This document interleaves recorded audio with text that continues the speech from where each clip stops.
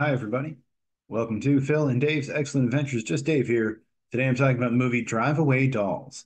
This is going to be a spoiler review, so if you haven't seen the movie yet and you're concerned about spoilers, I would suggest you go and watch the movie first before you watch this review.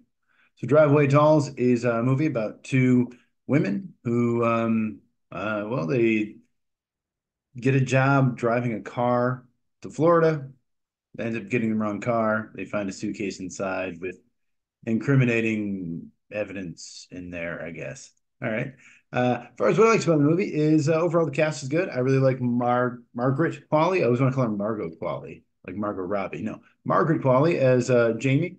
She's good. I always like her in general. I think she's a good actress. She's Mary Steenburgen's daughter, I believe. But yeah, she's a good actress. I like her a lot. I like Geraldine Viswanathan, maybe as Marion. I know her from the what do you call it, Miracle Workers show. And I liked her on that show, and I think she was good in this as well. Beanie Feldstein's always funny. I like her. Colman Domingo is great. He's the chief. I really liked him. Pedro Pascal's not in it much, but he's always good. Joey Slotnick, he's a guy who I know from like The Single Guy and some like 90s sitcoms, but it was fun to see him in here. Matt Damon shows up too. Not he's only got a couple scenes, but still good stuff there. I like Matt Damon as well. And CJ Wilson as the other guy, Flint. That was all fun. Overall, the cast pretty good. I like those guys. Oh, did I leave off Curly? Yeah, Bill Camp is Curly. Bill Camp's always fun. Good stuff there. There were some really cool, interesting transitions they did here, and some cool shot choices they made, like some Dutch angles and stuff in the beginning, and some ways to kind of go from one shot to the other. That was interesting and cool and fun that I really liked. I appreciated the sort of crass humor and how much they really went for it. In terms of like, basically there's a lot of lesbian, the main characters are both gay, so there's a lot of like lesbian sex involved. And by the way, mom or anyone else who's watching this, you don't have to watch this anymore. This is kind of a weird movie. Thanks for watching, though. Yeah, and so part of the plot is inside the car, they discover a suitcase filled with dildos that were modeled after famous people or people who are now famous. This is somewhat based on a real person who did this. I remember back in the 60s or 70s, I think she did like Jimi Hendrix and all the guys who were popular at the time. So yeah, kind of an interesting plot there, but definitely there's some old women in the audience who weren't quite prepared. I think for like, the movie basically opens up, maybe not the first scene, but if not like the second scene is Margaret Qualley going down on her girlfriend or having sex with a woman. So yeah, and there were some older women in the crowd who were I don't think quite prepared for that. It was kind of like the poor things kind of situation. But I didn't mind it. I liked it. I thought it was funny, but sometimes it did seem a little, either way. I think overall the story is pretty good. I think it's pretty funny. The idea of like them having to, well, it's kind of a mistaken identity kind of situation. But yeah, the idea that they've got these suitcases and they're based on a senator's penis or something, I think. And so he's trying to get it back from them, and these people are chasing him down. That's all pretty fun, and I like the ending. There's sort of a thing at the end where he gives him the money, but then he tries to take the money back, and like the suitcase explodes, and dildos go flying all over the place, and then it's like he's scandalized and exposed and everything. So that was pretty funny. This music score is great. Carter Burwell did it. He does like all the Coen brothers stuff. He also does like all of Martin McDonagh's stuff. So like Banshees of Inisherin and In Bruges and Seven Psychopaths, all those movies. And I love those. He even did like Spike Jonze stuff, like Where the Wild Things Are and stuff like that. So yeah, great composer. I pretty much always like all of his stuff. And the soundtrack in this is really good too. A lot of classic rock stuff in there. There's Maggot Brain by Parliament Psychedelic. I love that song. And a lot of other cool, like, classic 70s kind of rock songs and stuff. So, and stuff that's not as popular, super or overplayed. So I appreciated that as well. As far as what I disliked about the movie, Miley Cyrus just I don't know, just nothing against her. I don't like dislike Miley Cyrus, but just seeing her in the movie just kind of took me out of it because I'm like, why is Miley Cyrus? Okay, well, and she really doesn't even say anything, I don't think. But it's just like I don't know why. I don't understand.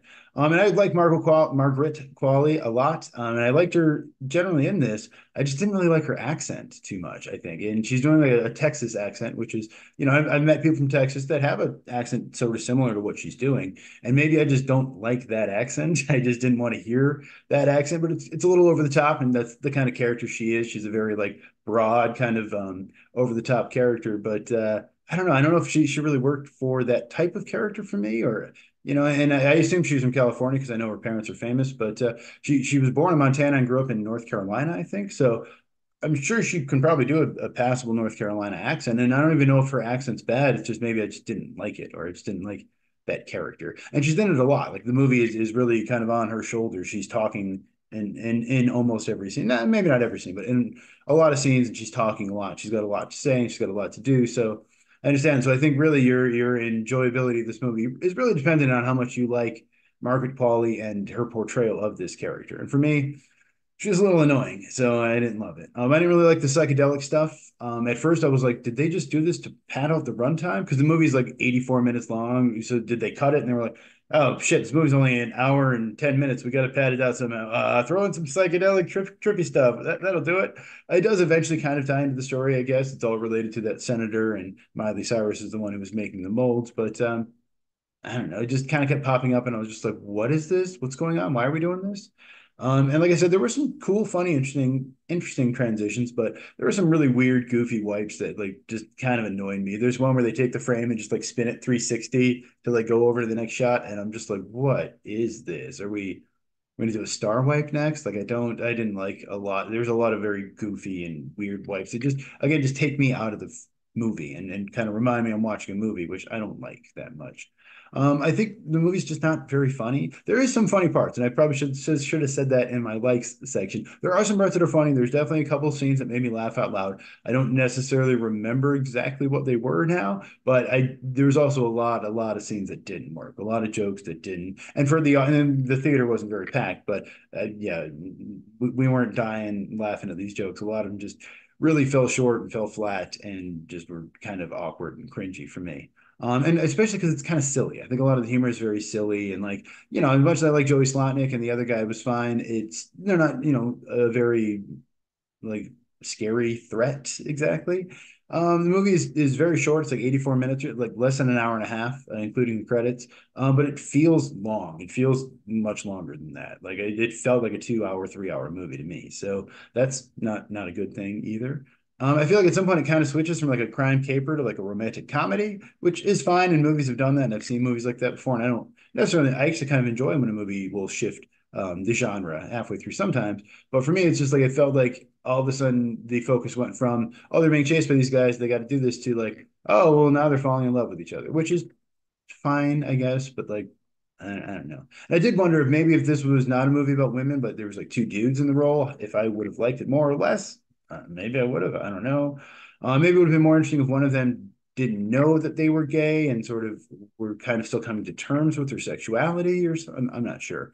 And then part of the issue I have with it too is that in real life, as far as I know, neither Qualley or Viswanathan are gay. Margaret Qualley's married to the dude from Fun, I think, and Jack Antonoff, who's a musician. I think it's the guy from Fun, and the other girl, Geraldine Viswanathan, is, as far as I know, dating a man. And as far as I know, neither one of them are gay. So like, if you're gonna make a movie about gay women and you want it to be this big gay kind of thing, and then the movie is very intentionally gay, which I have no problem with, but why wouldn't you cast gay actors then? There's plenty of gay actors in Hollywood, actresses.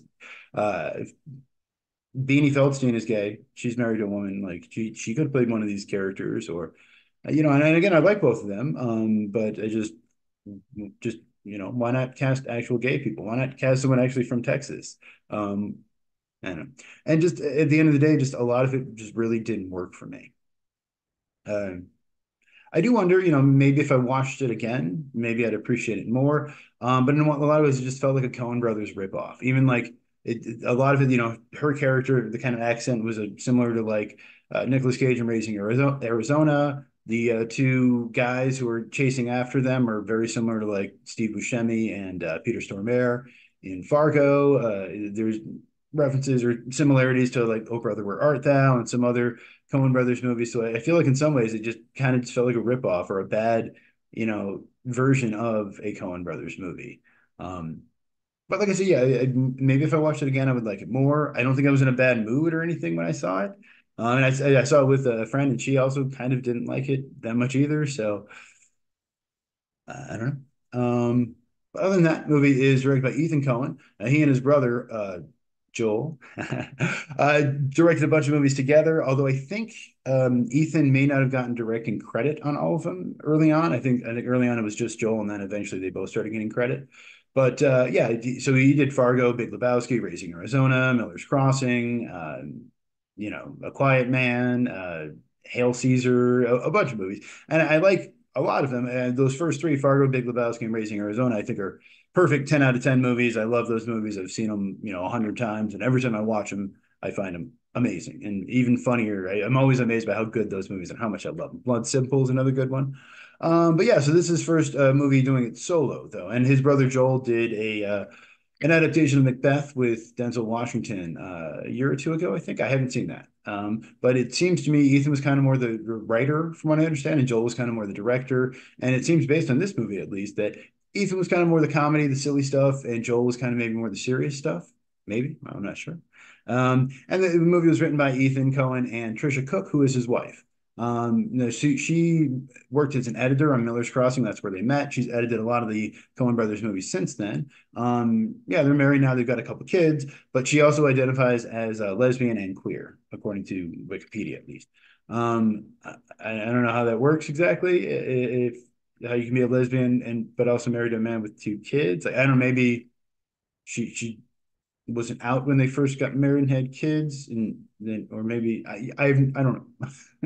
I don't know what the rules are here. I'm a straight white guy, a cishet, but it seems a little because as I'm watching this, I'm going, okay, well, I hope at least she is queer or bi or something, because otherwise it's a little weird for a bunch of straight people to be like, hey, we're gonna make this lesbian crazy kooky caper, and it's like, well, okay, none of you are gay, so what are you doing? So yeah, at least I guess she's gay, so that's kind of where this came from. Anyway, Rotten Tomatoes on this one, a bit of a divide between critics and audience. Critics are at 66%, and audience at 44%. So this is one where the critics seem to like it more than the audiences. And I can kind of understand that. I think critics are maybe a little more understanding of the kind of avant-garde or the kind of psychedelic kind of weirdness that they come across, and maybe a little more forgiving of some of the kind of goofy silliness of it. And I think also critics are probably more okay with the kind of crass humor that's intentionally done in this movie. Whereas I can see that being a turnoff for a lot of audiences. But I don't know.